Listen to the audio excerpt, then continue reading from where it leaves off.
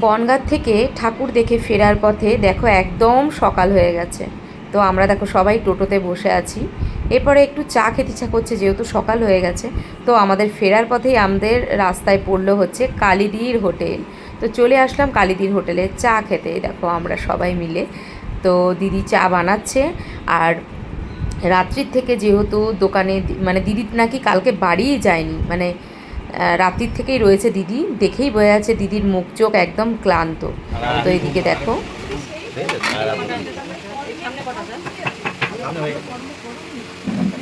ঠাকুর দেখে নবমীর দিন আসার পথে দিদির হোটেলে চলে আসলাম চা খেতে।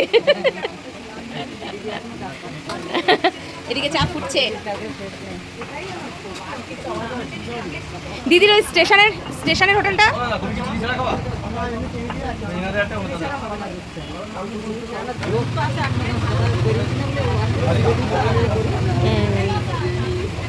এখানেই তো থাকা হয় মনে হয়, তাহলে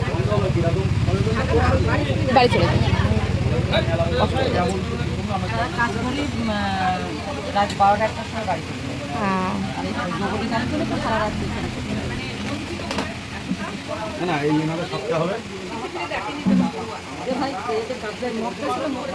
তো আমরা বসে পড়লাম চা খেতে। আর ওদিকে দেখো দিদি চা দিচ্ছে, দিদির মেয়েও রয়েছে এখানে, উর্মিও রয়েছে।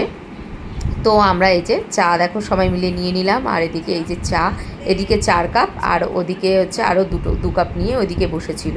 তো কেমন লাগলো ভিডিওটা অবশ্যই জানিও। টাটা।